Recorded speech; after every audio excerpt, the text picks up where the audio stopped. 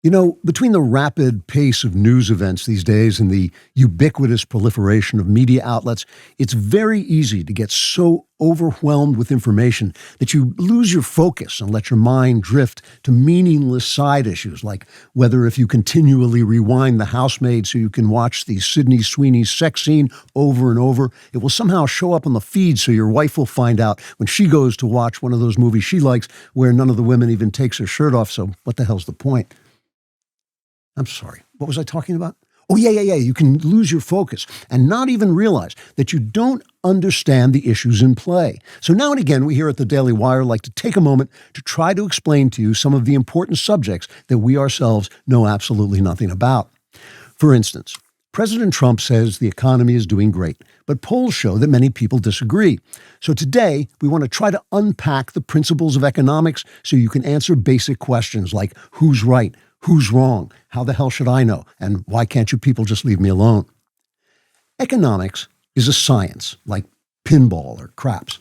The word comes from the Greek root omics, meaning something you read in the newspaper that is so ridiculous it makes you laugh. That's the same root that gives us words like comics and New York Times opinionomics. Now, here at the Andrew Klavan Show, we know that some people in our audience are functionally illiterate, but the rest of our audience can only aspire to being functionally illiterate. So in order to explain the principles of economics in the simplest possible way, we're going to take you through an ordinary day in the life of an economist. Ordinary economist Wolfgang Startle wakes up a little after 6 a.m. He opens the shades in time to see the sun cresting the eastern horizon. "Oh my God," says Wolfgang Startle. "What the hell is that?" "That's the sun coming up in the morning," says Mrs. Startle. "Wow," says Wolfgang. "That's surprising. Yesterday I predicted that artificial intelligence would cause the moon to turn to blood while the sun refused to shine. So this development is very unexpected."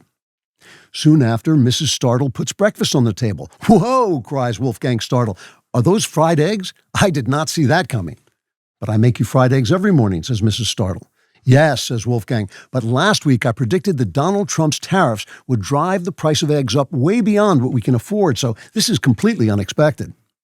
An hour later, Wolfgang Startle arrives at work at the Wall Street Journal, where he's greeted by his editor, Hyman Panik.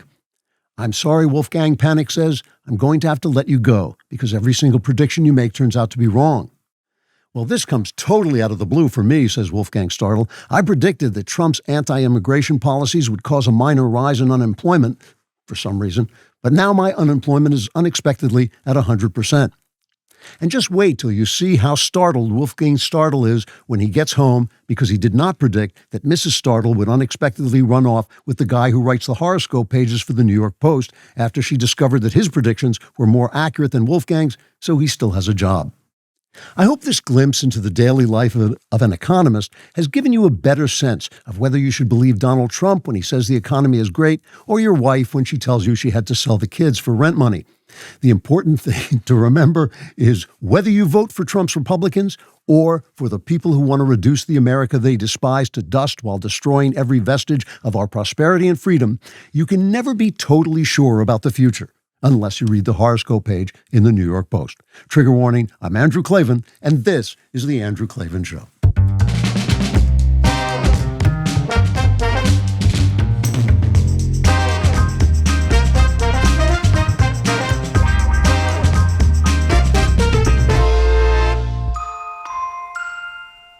All right, the vast right-wing conspiracy known as Klavanon continues. It just can't be stopped. If you are watching this show on DailyWire Plus, where we hope you're watching it, or on YouTube, or just in your imagination or in your dreams, leave a comment. Even in your dreams, we can see them. And if the comment is as ugly as your dreams, we will read that comment on the air because it will fit right in with the rest of our material. Today's comment comes from Deanna Kim. It looks like 9306, says, I have learned not to eat or drink while watching your opening so I do not choke to death. My favorite part of your shows. Well, Deanna, our favorite part of the show is when you choke to death. No, I'm just joking, but I'm glad you're still with us. Let us get directly to today's episode, Stand Up.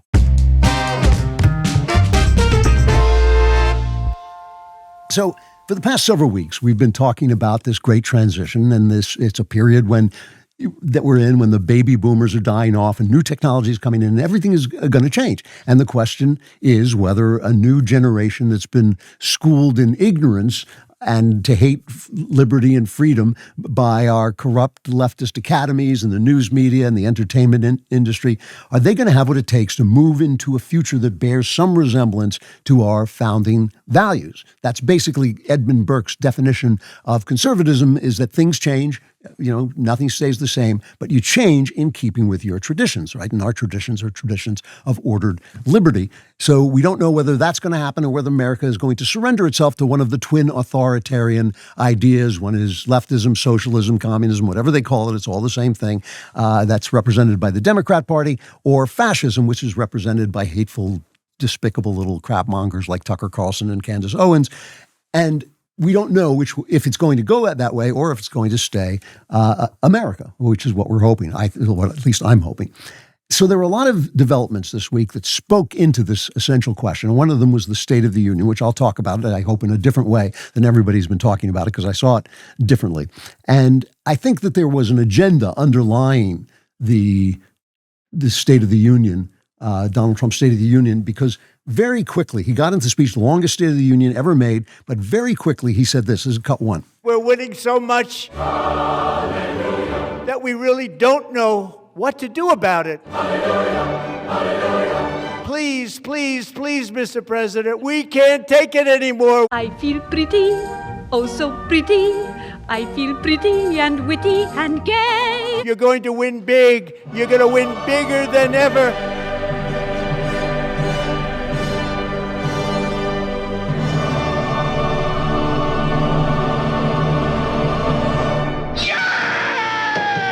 Now, listen, I understand that Trump's speechwriters are pressed for time and they have to get their material from somewhere. And just because I stop playing the Trump happiness montage doesn't mean they can just plagiarize my work, right? And I just started to phase out this running gag. We're all getting tired of it. And I think this is an obvious attempt by the administration to get me to play the Trump happiness montage 2.0 over and over again. And I just want to tell you right up front, this is something that I will never do. We're winning so much that we really don't know what to do about it. Please, please, please, Mr. President, we can't take it anymore. I feel pretty, oh so pretty. I feel pretty and witty and gay. You're going to win big. You're going to win bigger than ever.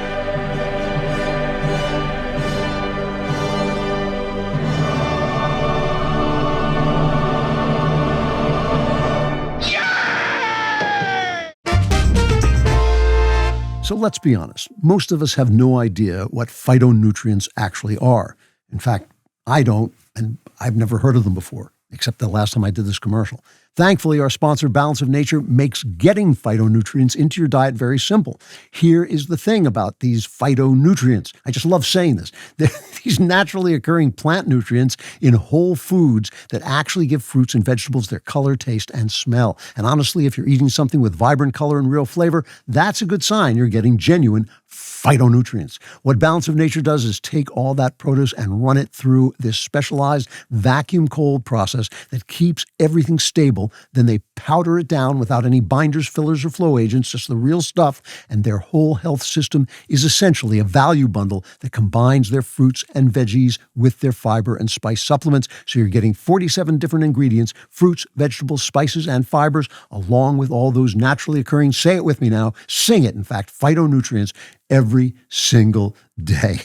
I love taking these capsules because they're so much better than having all that juice dripping down my beard. And look at me. I passed away weeks ago, and yet here I am looking fantastic. So whether you've been on the fence for a long time or it's the first time you're hearing about them, I recommend that you go to balanceofnature.com and order the Whole Health System supplements as a preferred customer this very day.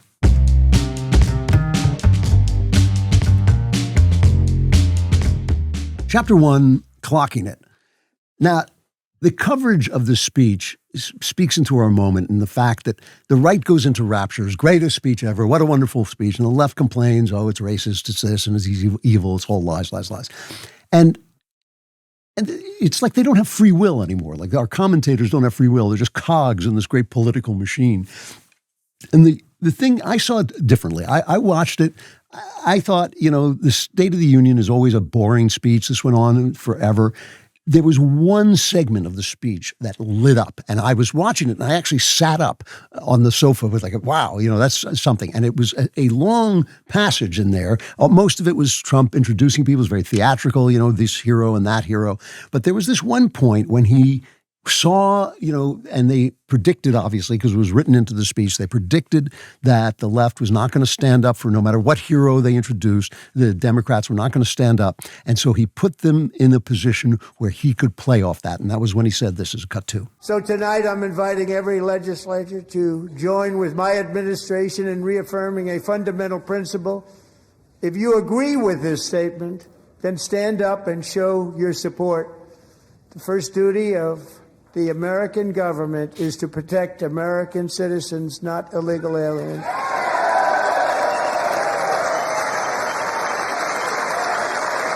And this is right at the core of what he's doing, because he's lost some points of popularity because of the deportation, the rough housing in Minnesota.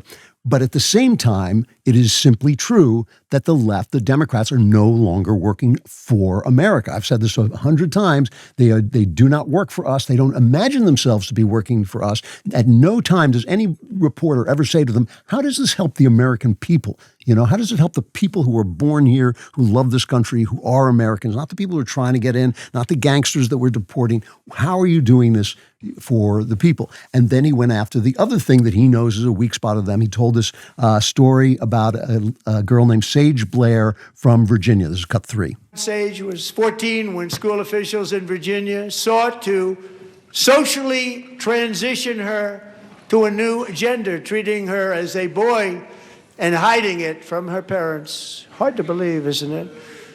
Before long, a confused Sage ran away from home after she was found in a horrific situation in Maryland. A left-wing judge refused to return Sage to her parents because they did not immediately state that their daughter was their son.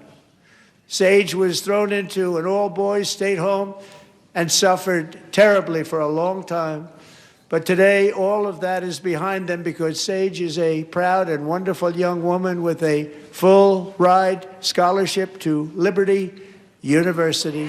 Sage and Michelle, please stand up. So she's, it's a horror movie story. It's a story out of a horror movie, and she's this adorable young lady, and she clocked it. This thing. I had to look up what this is, where she taps her index finger on her thumb, which means apparently I see this and I approve of what he's saying, and yes, this is something that it's like grokking something. I clocked it, and she's now at a Christian school, so we take it that she has been, in fact, rescued from whatever confusion she was going on that they played off of. In this despicable way. And when the Democrats, again, refused to stand up for this girl rescued from something that, Hollywood couldn't make up just to terrify you, this was Trump's response to that, cut 4. Nobody stands up. These people are crazy. I'm telling you. They're crazy. So, nobody remembers what is said at the State of the Union, but they remember what they see. They remember Nancy Pelosi tearing up her paper, and they will remember this because not only does the left now stand against America, they do not imagine themselves working for America. They imagine themselves working for a higher purpose, the leftist socialist purpose. That is what they're working for, to make the world different. And since socialism doesn't work, they have to change the world. And to change the world, they have to be at war with our founding values, which are values of liberty, and the European and Christian Enlightenment that created them. And essentially, they are attacking the Western view of creation itself. And their attacks on those values, are normalized instantaneously by the communication outlets that the left controls, the academy, the media, the entertainment industry. And so Trump is using those to turn this around. And it's instantaneous, right? It goes from, gay people should be allowed to have relationships without getting arrested. And most Americans think, right. And it goes right from that to bake a cake for a gay wedding or lose your business, no matter what your religion is. Screw your religion. Screw your religion. Our homosexuality is more important than your religion. It goes from stop treating black people badly, and people go, yeah, well, that's about time for that, to if you don't have the right percentage of blacks, you have to hire people for their skin color to make up for the past and give money for things that you never did to make reparations to people who never suffered them. Women deserve human rights. To women are exactly the same as men, and any discrepancy has to be erased. And they're so much the same as men that men can be women by putting. They're essentially, they're against. They were against creation at this time, and it's like he is showing this to you because the press won't show it to you because they normalize the things that they're saying. It's always backed up by the full force of the academy and the media, so that instantaneously they say, oh, men can become women, and if you don't believe that, you're hateful. The press picks it up immediately just by the language they use. It's gender-affirming care instead of butchery. Instead of a horror movie, which is what it is, it's instantaneous. Oh, you have to capitalize blacks, not whites, but you have to capitalize blacks. Immediately. It's not global warming, because obviously it's cold outside, so it's climate change. So you'll still believe in the panic, and the people who vote for Democrats are not these people. And so they can't understand that that's who they're voting for, because what the Democrats keep doing is they keep finding a Barack Obama who has buried his voting record, or an Abigail Spanberger in Virginia who made the answering speech, which I was happy she was doing that, because it meant for 5 minutes she wasn't raising my taxes, which is all she's done. She pretends to be moderate, and then what is she against? What leftist thing is she against? Nothing. And finally, so he's putting all this on the air so you can see it, because no one's going to remember a word he said. They're only going to remember what they saw, and he engineered what they saw. It was an act. It was his genius. It was really a brilliant Trumpian thing to do. And finally, there was this moment when he denounced the fraud that's been committed by unassimilated Somalians in Minnesota. This is billions of dollars of our money stolen, and the terrorist-supporting congresswomen from the state of Jihad, Ilhan Omar and Rashida Tlaib, start screaming obscenities at him as he said to them. Well, this is what he says. Cut 5. You should be ashamed of yourself not standing up. You should be ashamed of yourself.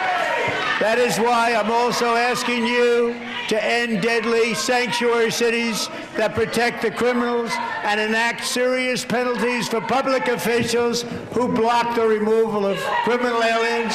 In many cases, drug lords, murderers all over our country, they're blocking the removal of these people out of our country, and you should be ashamed of yourself. It was really powerful. And, even Hakeem Jeffries, the Speaker of the House, told them to either don't come, or if you come, stay silent and behave yourself. But they can't do it, because they are serving a higher power, namely Marxist socialism, and they are compelled to do this. And Tlaib and Ilhan Omar are terrorists. They're terrorists supporting congresswomen, and they absolutely support the death to America chants in Iran, and they have absolutely no business being here. And the thing is, the media, pay attention to this. Pay attention if you're watching the news, reading the paper, whatever you do occasionally, how they normalize these two arguments. This is not the argument that Americans should be having.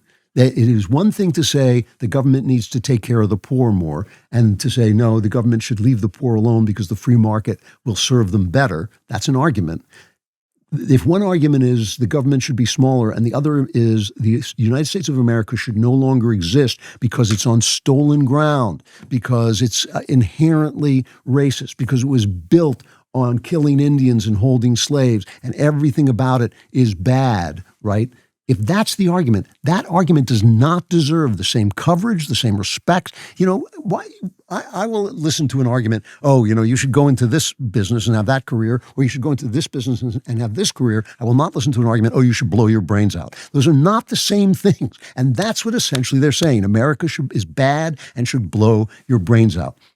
And, Trump has changed this game, and he has used the new media that you're listening to right now to help him change the game. But he's not debating the Democrats as if their position were legitimate. He is simply exposing them for what they are. And this has never happened to them before, because they've been behind the shield of the news media, which has protected them from this. And And everything, now that you see it, you can't unsee it. Like, they never use American principles to serve America.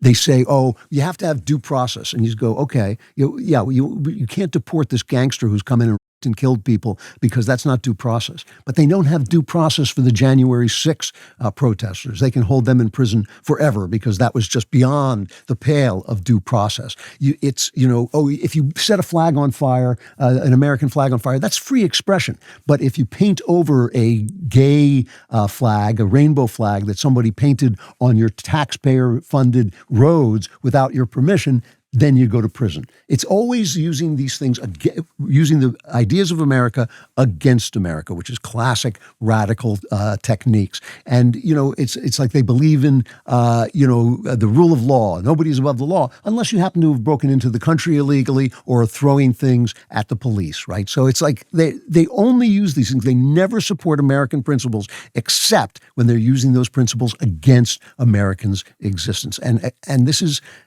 it's just normalized instantaneously by this enormously powerful media, some of whom don't even necessarily support it, but think, like the people who led Hitler into the government, they think that they can negotiate with it. They think they can play around with it and let it go because they're benefiting over the system as it is in place. Remember, if there is a system in place, the people who are rich are always benefiting off that system, or powerful or doing well are always benefiting off that system. And the system has been one of decline. It has been the system of, oh, look, Europe is dying and we should die too. We should be more like Europe and we should die too. And that has served people perfectly well. There are people who are doing perfectly well in this era of decline, and they don't want to see a change. They don't want, you read the Wall Street Journal, they don't want the border shut. They cannot distinguish between illegal immigration and legal immigration. They're not making the case, yes, shut down illegal immigration because it's illegal,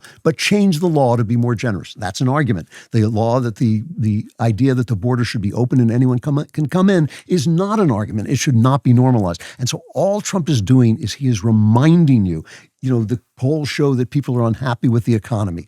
He made a big speech about how the economy is getting better. That speech is going to have no effect whatsoever because people are not complaining about charts and numbers. They're complaining about their home, and they're still suffering because of Biden's inflation and because of Biden's policies that stopped us from drilling oil and stopped us from doing the things that we need to do to keep this a free market.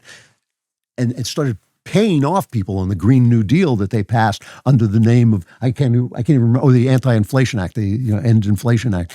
All of that stuff basically made America grind to a halt. People are still suffering from it. Trump has not made a show of addressing it, and he believes he's addressed it, and he believes he's addressing it. No, that is not going to change anybody's mind until their state at home changes. So he is trying to take us out of this idea of normalcy, where the Democrats want the America to decline into nothingness in a year, but oh no, the Republicans say, make it 2 years. That's what we're conservatives, make it 2 years. That's the Mitt Romney of it all, the Bushes of it all, the John McCain of it all, these people who nobody wanted in power because they did not represent keeping America alive and great. And that's why Make America Great Again resonates. If Trump can change that as the normal narrative, which I think he made a great step toward doing during his State of the Union. If he can make the normal narrative, no, we're a great country, we're a free country, we deserve to be here, we are a great moral force in the world and always have been, even in periods when we were doing things that we now look back on and think were wrong. If he can make that case, then he will truly be able to say this. We're winning so much that we really don't know what to do about it. Please, please, please, Mr. President, we can't take it anymore. I feel pretty, oh so pretty. I feel pretty and witty and gay. You're going to win big. You're going to win bigger than ever.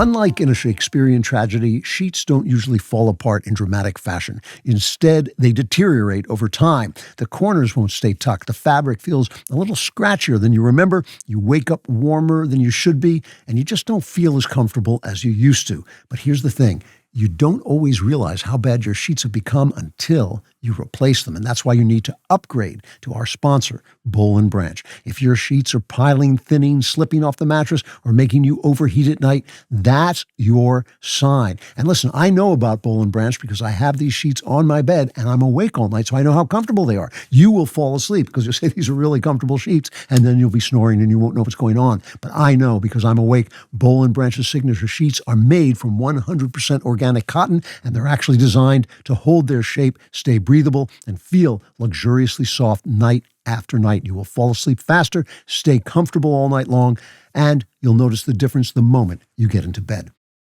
The best part is they don't wear out like box store sheets. They actually get softer with every wash, and I can personally tell you that is true. Sleep sound with Boll and Branch. Get 15% off your first order, plus free shipping at bollandbranch.com/Klavan with code Klavan. That's Boll and Branch, BOLLAND branch.com/Klavan, code Klavan to unlock 15% off. Exclusions apply. I can't believe they're telling you how to spell and, but they don't tell you how to spell Klavan.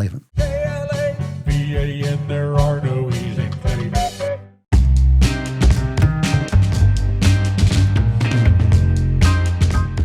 Chapter 2, Put Out No Flags. There was an article in an Australian think tank called the Lowy Institute. It's apparently one of their biggest and most important think tanks that I'd never heard of before. But it caught my eye because it's the only article I've seen that says what I've been saying on this show since Trump was reelected. It says it's basically a foreign policy think tank, and they say Donald Trump's behavior during this presidential term reveals a surprisingly deep strategic logic. They wouldn't have been surprised, of course, if they were listening to the show, but we just take that as given. The core goal remains to restore absolute American superiority over China and Russia, but Trump wants to avoid confronting these major rivals directly. He is rather working to isolate Beijing and Moscow from their international partners and deprive them of any major means of external support. At the same time, Trump is building a program of sustained economic, technological, and other sanctions to markedly weaken the Chinese and Russian economies over the longer term. The evidence for the strategic approach is fairly clear from the patterns of the administration's behavior. This is what I've been telling you from the beginning, that he is building the America of the future. He's building the America after he's gone that can sustain the obvious struggle that is coming with Russia and China and, incidentally, Iran. And the article goes on to talk about how you can see this in the way he handled Gaza, the way he handles Syria, the way he handled Venezuela and the rest of the Western hemisphere, that he's taking back that hemisphere as our fort, our place that we live, that is going to remain safe, even though the Chinese have infiltrated Cuba and Venezuela and all these other places. And so the way that Trump is doing this, he's trying to secure our future. But again, remember that the decline is a system, and every system has its beneficiaries. And the people who are trading in stock markets and have good jobs and doing all this stuff, they're benefiting from this decline, and they get nervous. It's not that they necessarily are bad people who want American decline. It's that they see disaster in any change that comes to them. And that's why you get the Wall Street Journal panicking over tariffs, even though the tariff system seems to have worked out really well to help our trade along. And in the member block, I'm going to talk about the Supreme Court decision on tariffs, because I think that's really important, says a lot about what we're talking about. So if you don't think that we are under attack, that in other words, you have on the one side people who are saying, no, Donald Trump, don't do this because we like the system that was in place before. That is one thing. But then you have these people who are a force of destruction on the left. And if you don't believe me about how bad they are, you just have to watch their reactions to the Olympics. We won some gold at the Olympics. There's that great hockey game. It was the first time we won gold since the Miracle on Ice, where we defeated the Russians. That was a huge, huge moment during the Cold War. And we attacked the Canadians, who are not as bad as the Russians, but are pretty bad. And here's the Huffington Post reacting to this. This is an article that the Huffington Post put out before the hockey game, but they reprinted it after the hockey game to make sure that we got it. There's a name for the discomfort you're feeling watching the Olympics right now. If waving the American flag or chanting USA turns you off right now, you're not alone. While President Donald Trump's deportation agenda separates families and federal agents detain 5-year-olds, which is a lie, and kill unarmed civilians, American athletes are winning medals on behalf of the nation at the Olympics right now. This whiplash between pride for the United States competitors and national shame for the federal government is common. Even U.S. Olympians competing in the 2026 Milan Cortina Games in Italy feel ambivalent about representing the Stars and Stripes. So they're referencing Hunter Hess, who is a skier, and he said, I don't like what's going on in America, so it's with mixed feelings that I represent America.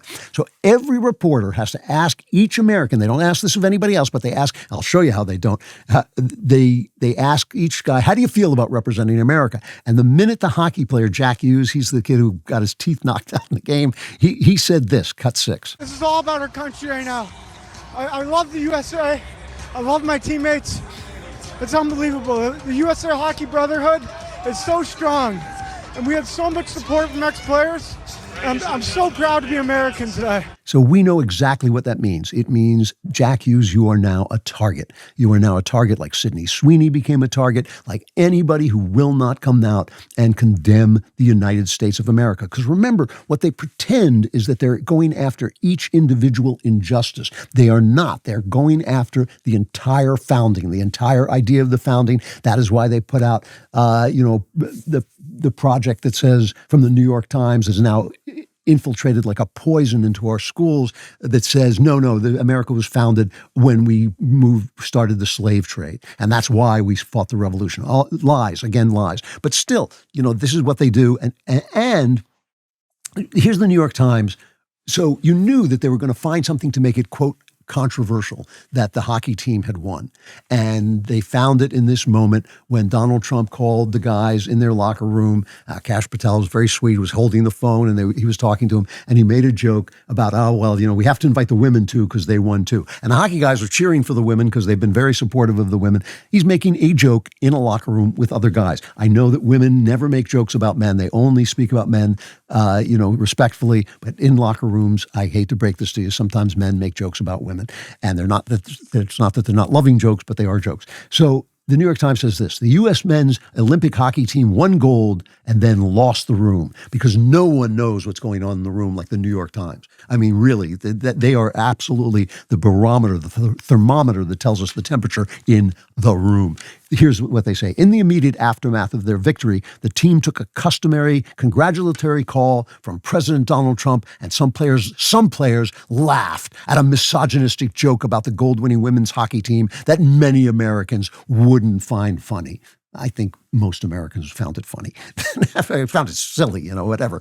After a wild night of partying, some members of the team announced plans to step in the House chamber, a stage upon which symbolism is never neutral, and make an appearance at Trump's State of the Union. In normal times, this would be an obligatory celebration for a championship team, but this isn't a neutral climate. This isn't a neutral president. And in a nation this polarized, the proximity carries weight, whether the players are being intentional or merely naive. They're naive to celebrate their win by visiting the White House and visiting the president. This is disgusting, by the way. I would tell people during the administration of Barack Obama, a man I despised and thought was incredibly sinister, I would have taken his call, I would have called him sir, I would have shaken his hand, I would have respected him because he was elected by my fellow Americans. And that means he's the president of the United States. And this treatment is because they only accept an America that is committed to its own destruction. And then you have this woman, Eileen Gu, who's a Chinese American. I think that's how it's Gu.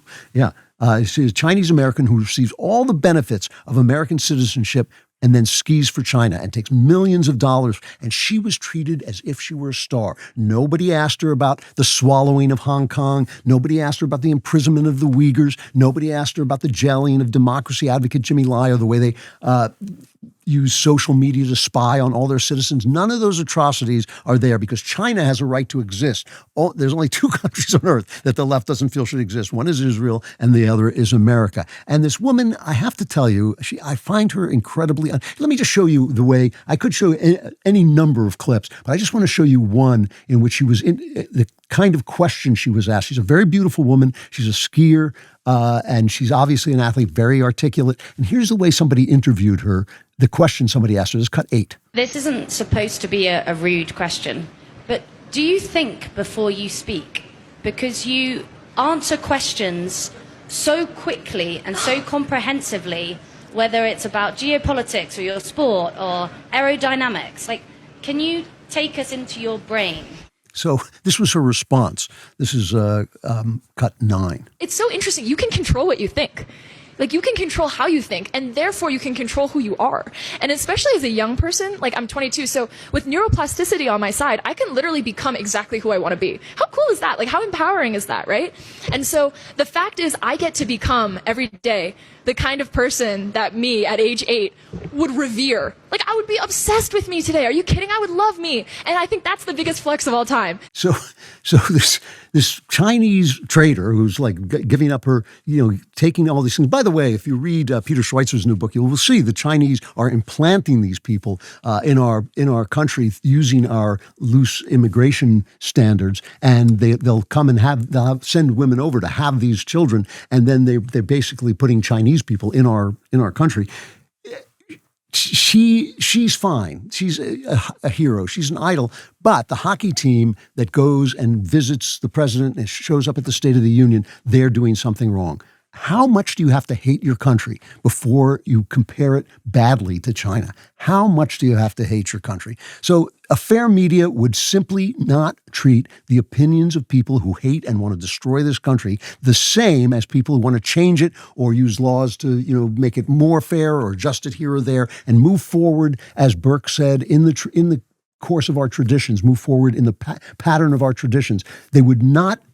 They could treat those arguments the same, but they would not treat it as the same, those people who want America to die. And if you think a Chinese athlete, an American skiing for China is a hero, but a hockey player who goes and visits the White House happily is a bad guy, you're one of those people. You should not be making decisions about how things are covered or how things are spoken about in this country. And this is what Trump is trying to change. And he's using visuals to do it and use it to the State of the Union. And on the day we change that impression, Donald Trump will be able to say this. We're winning so much that we really don't know what to do about it. Please, please, please, Mr. President, we can't take it anymore. I feel pretty, oh so pretty. I feel pretty and witty and gay. You're going to win big. You're going to win bigger than ever.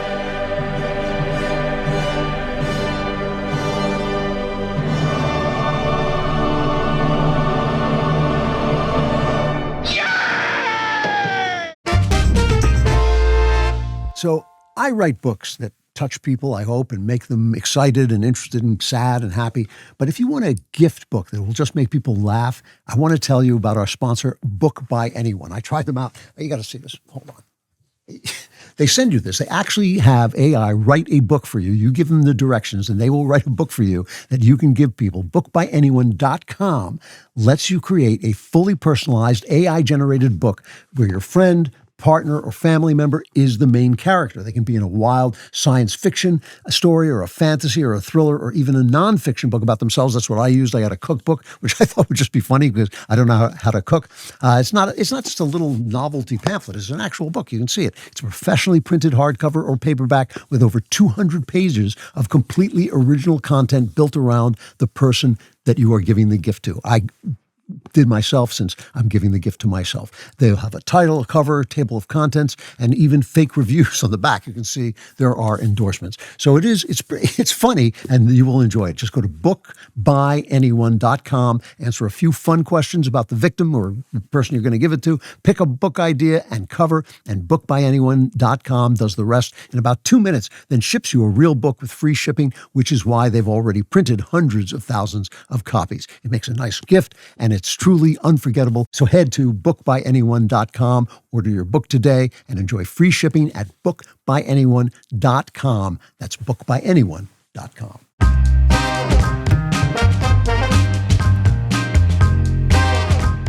Chapter 3, Wrong on the Right. So I have to address like two very ugly incidents that happened on, I guess it's the right, although I don't see what they believe in that's conservatives, Tucker Carlson, Candace Owens. And Candace, I'm not even, I don't even criticize Candace anymore because I think that she has reached the stage where the stuff that she's saying is so grotesque and wicked that you can't really criticize it, because if anybody's taking it seriously, they've already caught the virus. And so she's put out this series of specials where she's going to accuse Erica Kirk of all kinds of things, and I'm not even going to watch it because I'm not going to comment on it. My response to Candace is essentially this: cut 11. The power of Christ compels you.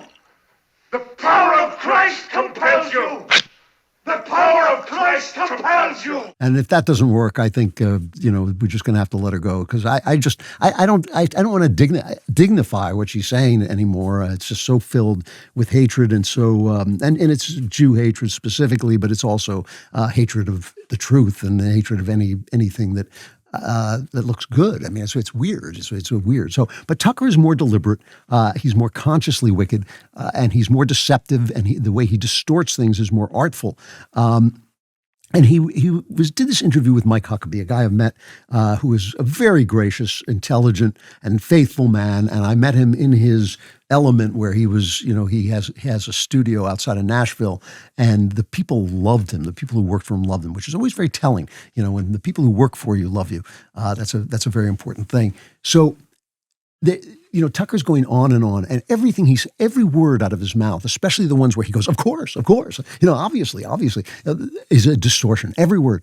And he was accusing Mike Huckabee, who's our ambassador to Israel now, obviously, he was accusing him of supporting the killing of children because A, children died in the war on Gaza, and B, they put children in the way and arm them as well so that they get killed, and then they say, oh, they're killing our children, boo-hoo.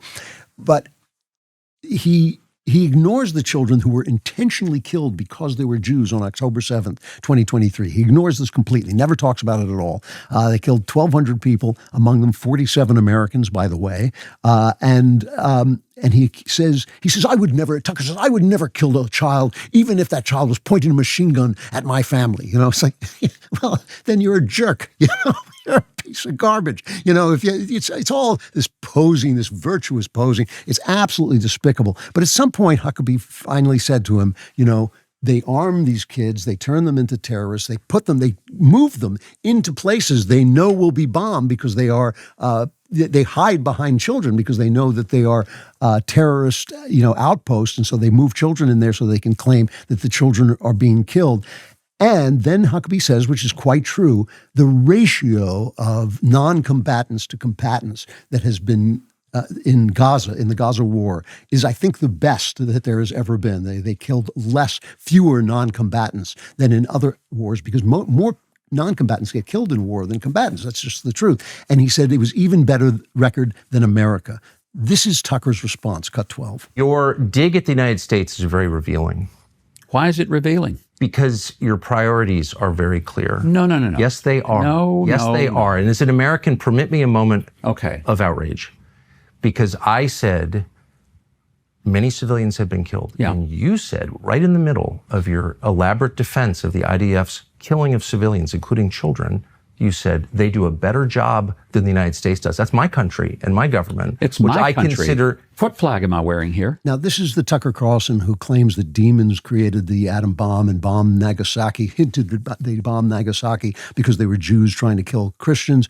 And it's an inherently dishonest response, and he does it again and again and again. He says, oh, I'm buying a home in Qatar, I think it was, because I'm an American and I can do anything I want. That's why, and you're supposed to go, yeah, you're an American. Well, screw you, I mean, I'm not asking Nick Fuentes any hard questions because I'm an American. I have free speech. Booyah, So it's true. In America, you have the right to be a dishonest, Jew-hating piece of garbage. And Tucker is, but it reminds me of the very famous remark by Samuel Johnson, who was a great British patriot who loved the British, he loved Britain, and he loved the king. But he said, patriotism is the last refuge of a scoundrel. In other words, when you wrap yourself in the flag to protect yourself from criticism, you are a scoundrel. And that's what he is. So look, this is a guy who, it's kind of like in the Bible where they say all things are permissible, but not all things are helpful. Yes, as you can say anything you want as an American, but you shouldn't. And he ends up supporting Iran. He says, what are the chances, not in this interview specifically, but he says, what are the chances Iran would actually launch a nuclear attack? History suggests there's zero. So in other words, we shouldn't be trying to stop them as Trump is trying to do. We shouldn't be able to be trying to stop them from getting a nuclear weapon because they're such good guys. They'd be afraid. They'd be too afraid to use it. These are terrorists. They chant death to America. And all of these Jew haters end up being American haters as well. And I don't care how much he waves the flag. I don't care how much he says he's a Christian. I don't believe he is. I do not believe him. And, he's got this theory that the Jews took over America after World War II because they were chased. They ran away from that nice Mr. Hitler who was only trying to kill them because he didn't know where to put them. He didn't want them to starve to death painfully, so he gassed them instead. So they ran away from that, and they came over here in their demon-like way and invented the atom bomb because nobody can say where the atom bomb came from so it must have come from demons, and we know who he means the demons are. And then ever since then, he says, all we ever do in our wars is kill Christians. Before World War II, the only wars America fought, the Revolutionary War, the Civil War, World War I, were against Christians. I mean, Christians have been killing Christians, I'm afraid, for 2,000 years.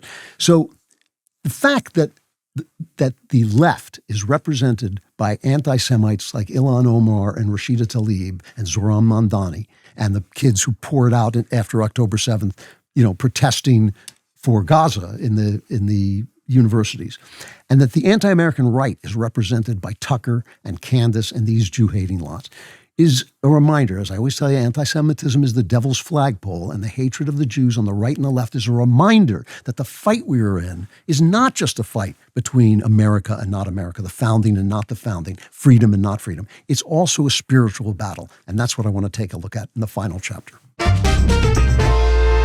All right, here's something you really want to know about. I do a lot of my best thinking at night because I'm awake and everybody else is asleep, so it's nice and quiet. But it's very hard to focus and concentrate if you are lying next to somebody who's grinding their teeth. Maybe you've had that moment at the dentist where he gives you the bill and you realize your molars are apparently made of Italian marble imported at great expense. You do not want to grind them down. That's why over 350,000 Americans trust Remi to protect their teeth with a custom night guard. These things really work. Remi night guards are clinically tested and FDA cleared to protect against damage from grinding. Also, it helps relieve jaw tension and facial muscle strain. You can get that click in the jaw. You don't like that. It even improves your sleep quality. This way, you get the same professional quality and comfort you'd get from your dentist for about 80% less because you take your own impression right at home instead of sitting in a waiting room for hours on end. I don't use a night guard myself anymore, but I did. I did for a while. But I have a friend who, you might have heard of him, Michael Knowles. He uses one of these Remi guards, and he loves it. He says he got the impression kit shipped straight to his door, followed Remi's step-by-step instructions, sent it back, and a few days later, he had a custom-fit night guard that actually made his jaw feel better and help him sleep. Now I have to grind Michael's teeth myself. So protect your teeth with Remi by using code Klavan to get 50% off your new night guard. That's 50% off at shopremi.com/Klavan with code Klavan. Thank you, Remi, for sponsoring this episode, but you didn't tell people how to spell Klavan. It's Klavan.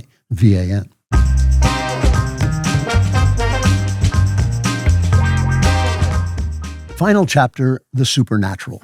Last week, I played a clip of AOC objecting to Marco Rubio's great Munich speech, in which he touched on heavily the cultural and religious values that link us to Europe. And here's a little bit of what she said. This is cut 13. They want to take this mantle of culture. At the end of the day, though, it is very thin. And so the response that we have to have is, again, it's material, it's class-based, it's common interest. So this is, AOC's version of Marxism.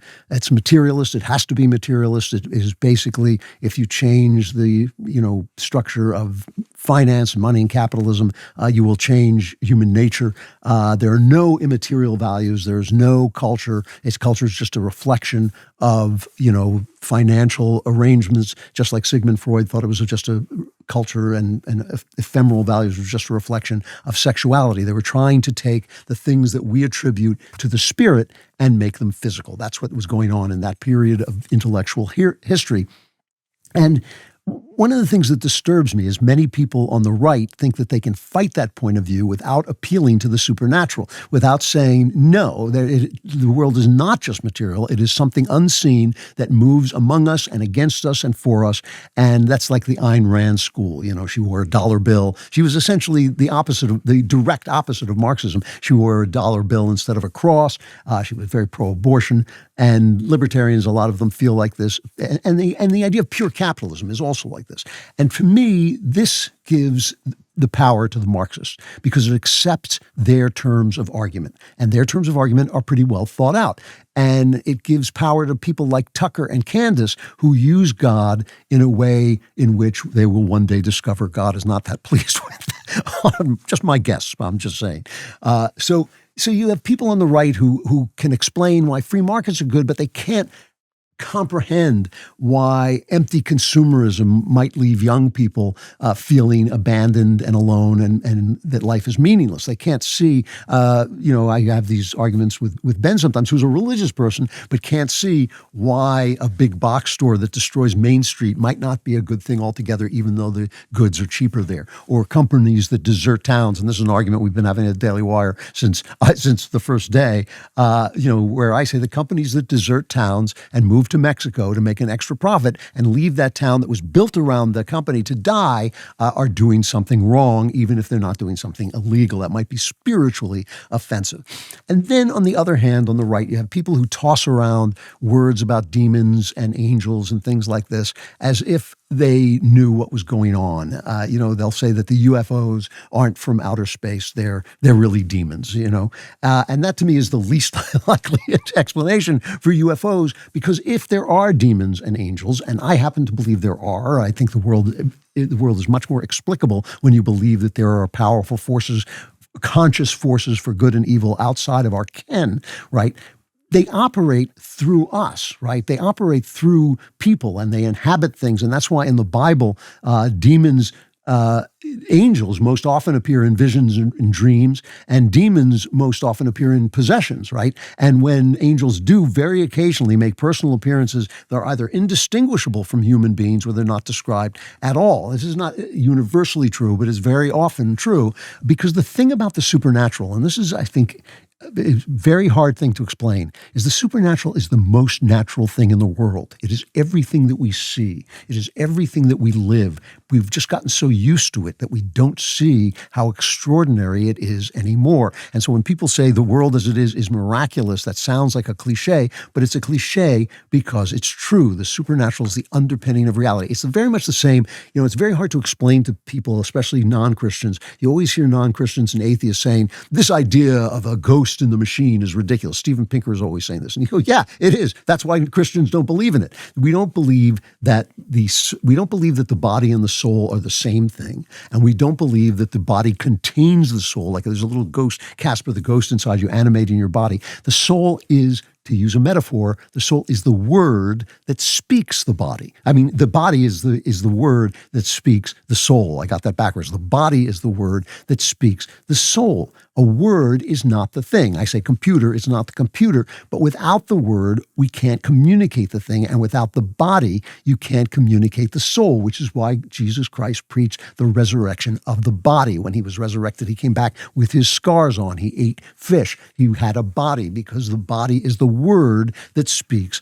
the soul. And the same thing is true of the material world in general. Creation, the material world, is the word that speaks the spiritual world. It wouldn't be here. The material world would not be here without the spiritual forces that created it. The world is right here in front of us, and it speaks mystery all the time, not just things that science doesn't understand, the God of the gaps, but inherent in it, inherent in the interplay of the world with consciousness. This is why poor Jordan Peterson got so stuck he can't believe, because Carl Jung said, we don't know whether God is a thing out there or if it's just the way we receive the world. But in God's creation, that's the same thing. We were made to receive the world in a spiritual manner because there is a spiritual world for us to perceive. Let me give you an example of something. Just before Christmas, 1783, and this is probably my favorite American story, George Washington goes to Annapolis and resigns his commission. He's just won the Revolutionary War, and he hands his sword over to the civilian powers, right? And George III says, if he does that, he will be the greatest man in the world. This is the man at the beginning of a new age, of a new nation that is going to be an empire. He is giving away being an emperor in order to make people free. He is giving away his right, the fact that they would have appointed him an emperor on the spot. They would have made him king on the spot. He is giving that away in order to make people free. He's sometimes compared to Cincinnatus, who's a semi-mythical figure. There are other people who have given away some power, who have stepped down from dictatorship and all that, and I praise them. But no one has done what George Washington did, which is essentially give away the kingdom of the new age. He gave it away in order to make the people of America free, to ensure their freedom. There is only one other man who has ever done that, right? This is Lent. This is when we remember Jesus' fast in the desert for 40 days, and we fast or deprive ourselves of things to remind ourselves of that. And after the fast, Satan came and tempted Jesus. And he tempted Jesus by using Bible verses, just like Tucker Carlson uses the Bible, just like Candace Owens says Christ is king. He used the tools of the Bible and of Scripture to try to tempt Jesus. And he said to Jesus, it says in the Bible, the devil took him up on an exceedingly high mountain and showed him all the kingdoms of the world and their glory. And he said to him, all these things I will give you if you will fall down and worship me. And Jesus said to him, away with you, Satan, for it is written, you shall worship the Lord your God, and him only you shall serve. So let me ask you this. Do you think George Washington would have done what he did in Annapolis in the Christmas of '83 if he was not the product of a culture that worshiped this particular God? I don't think so. This is how invisible powers work visibly, right? This is George Washington essentially being created before he was born. His heart was formed in that moment before he was born, right? It's not, the demons aren't flying around in the sky getting on Air Force radar. That is not what they are doing. They are working to make you not see this, to tempt you in other ways. You can feel it happen. It doesn't come from inside you. There is something inside you called sin that responds to it, but the force of it doesn't come from inside you. Now, the scripture that Jesus and Satan are quoting at each other is the only scripture that existed at that time. The only thing that Jesus accepted as holy scripture was the Old Testament. Here's Tucker Carlson talking about the Old Testament, cut 14, after a preacher says to him, Jesus wanted us to forgive. This is Tucker on the Old Testament, cut 14. That's not the message of the Old Testament, which I read last year and was pretty shocked by, as I think many people who read it are, shocked by the violence in it and shocked by the revenge in it. The genocide in it. So that's his idea of Scripture. That is not Jesus Christ's idea of Scripture. He quoted it all the time and used it as the truth that spoke the truth and transformed it by being present. Just like if you meet me, you know more about my books than the person who wrote those books than you know by just reading the books, which are just words on a page. So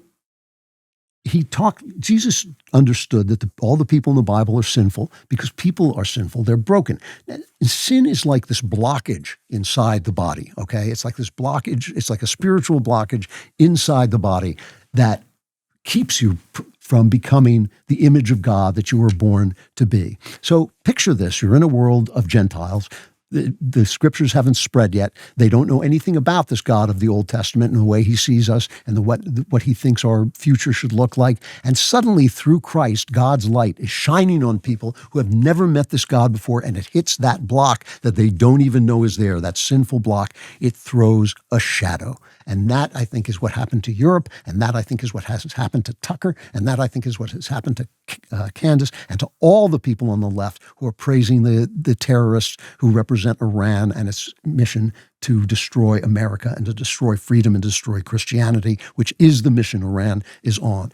That shadow of Christian love is what I think Jew hatred is. It is the supernatural in action in a body that is given over to sin. It is the shadow that the light throws, the darkness that the light throws, that people follow.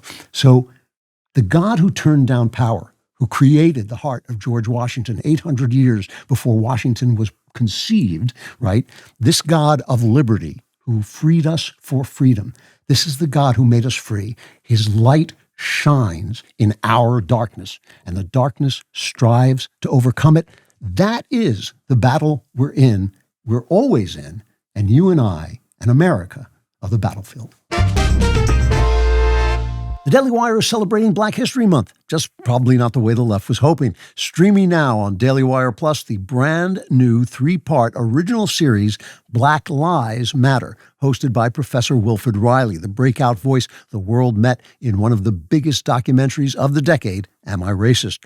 Watch as he dismantles the mythology of systemic racism as it is sold today, separating fact from fiction, data from grievance, and history from hustle. If we're going to have the conversation, we're going to have the whole conversation. Black History Month wanted recognition. Here it is. Watch Black Lives Matter now, only on Daily Wire Plus. Klavan Klapbacks. Can you just talk about how difficult this gold medal was to win?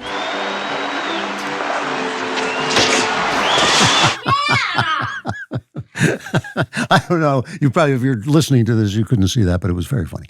All right. Klavan Klapbacks is Klavan with a K, Klapbacks with a K at dailywire.com. Klavan Klapbacks at dailywire.com. Ask anything you like. We love hearing from you, so please don't hesitate to ask your questions, and you can ask about anything you want, and I will try to get to as many as I can. This one is from James. He says, Dear Sir Klavan, I struggle with your sexual teachings in trying to pin it down. Sometimes I think I get it, and other times I feel like, if I may use a comparison, you are like a drunk telling me to drink because it helps you feel better. So he's talking about the fact that I said that husbands and wives should sleep with one another, should have sex with one another, and that there have been reports that people, many marriages, the spouses only have sex once a month, and because they're too tired. And I said, you should not be that tired. You should make time, make appointments. Never mind all your, I have a headache. I don't feel like it. Whatever stops you, make sure you do it, because I think it's important It is the big difference between your relationship with your spouse and other relationships. So he says, also, shouldn't sex always be open to children, which is its true purpose? This is from James. So that's a Catholic doctrine. What he means by that is every act of sex should be, between people who are of childbearing years, should be available to get someone pregnant. So in other words, you can only have sex on times when you think your wife won't get pregnant, but at least the act is still open to that. You're not using birth control, which is what the Catholic Church is against. And that is Catholic doctrine. It is not a doctrine I adhere to. I do not believe in that doctrine. I think it's incorrect. And the reason I think it's incorrect, but, I don't want to stop you from doing it. If you're a Catholic, be a Catholic. That's fine. But I don't ascribe to it. And the reason is this. Things have a telos. And having children is a telos of sexuality. Making people pregnant women pregnant is a telos of sexuality. But things, A, don't have only one telos, and B, there are things that are not necessarily the immediate telos of an activity that are still valid. So if I'm walking down the street with my computer and I'm attacked by a mugger and I smack him on the head with the computer, obviously the computer is not made to smack people on the head, but that is an absolutely legitimate telos to use it for. And one of the things that sexuality is for is to bind you to your wife in intimacy and love and pleasure. And St. Paul, who is no big fan of sexuality, he was much less of a fan of sex than I am, he still said, in order to make sure that people act within their marriage, the husband should fulfill his marital duty to his wife, and likewise the wife to her husband. The wife does not have authority over her own body, but yields it to her husband. In the same way, the husband does not have authority over his own body, but yields it to his wife. So put out. That is what he's saying. And I think that to me, the Catholic doctrine is too narrow. And again, it's the Catholic doctrine. So if you're a Catholic, you should follow it. But it is too narrow. I think that sex is there for joy and intimacy and connection. And I think over time, the delight of sex in marriage outstrips the delight of a one-night stand, which is very powerful in the moment, but ultimately empty and destructive. So that's my response. Lincoln says, Dear Mr. Klavan, you have spoken of giving your life to art and how this has affected your approach to character writing, including inhabiting your character's vices. I assume this is related to Keats' chameleon poet. Should the poet really have no identity and be continually filling some other body? To what extent should he have no nature? Should we all become chameleon poets? Or is this a path only for artists? Is it even possible to come out at the end as an accurate reflection of the world that is good for those of us who are not Christ? Thank you, Lincoln. That is a brilliant question. It is a very intelligent question. I probably don't have time to give it the answer it deserves, but he's talking about what Keats called negative capability, which is putting aside all your thoughts and opinions and ideas and just writing what you see, just writing the world as it comes to you in your artistic vision. And I very much believe in that. I write people as I find them. I do not only let my good guys believe what I believe and my bad guys believe what I think is bad to believe. I don't do any of that. I just simply let the story tell itself. There are some things that I think are moral truths. I don't think I can write a guy who goes around people and I can make him sympathetic, but I can't make him good. That you're bad if you do that, and I can't do anything about that. However, and I believe that Christianity is very much about taking this point of view. So you're supposed to love your enemy. That doesn't mean your enemy stops being your enemy.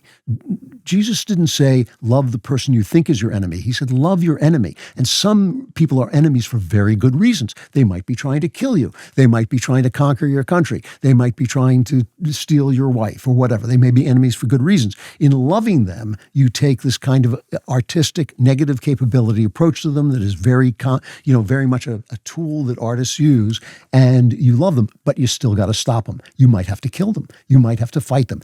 But you see them as full human beings who are creatures of God. And that is a very different way to be. And this is a mistake that people make. When I say judge not, that's what I'm talking about. I'm talking about you don't judge the state of a person's soul in relationship to God because you don't know what it is. That doesn't mean you can't judge whether an action is right or wrong. You are made to judge whether actions are right or wrong. But when Jesus sat down and ate with sinners and people complained about it, he knew what he was doing. He was not sitting there lecturing and wagging his finger in their face. He was simply presenting them with his love so that they could see themselves as he saw them and maybe think, you know what, I'm not giving my best to this guy who loves me this much. And that's why I think art can be an incredibly religious experience, even if you're writing the kind of things I write where there's murder and mayhem and all kinds of other things. Now we have to go into member block, which means all of you are going to be plunged into a darkness beyond my capacity to describe because it's beyond words. It's beyond anybody's capacity. You can't even paint it because it would just be blackness, and even the blackness would be too much light. So become a member today. Go to dailywire.com/subscribe. Use code Klavan at checkout for 2 months free on all annual plans, or else you will be Klavanless. But if you're not, if you're already a member or you're becoming a member, come on over to member block.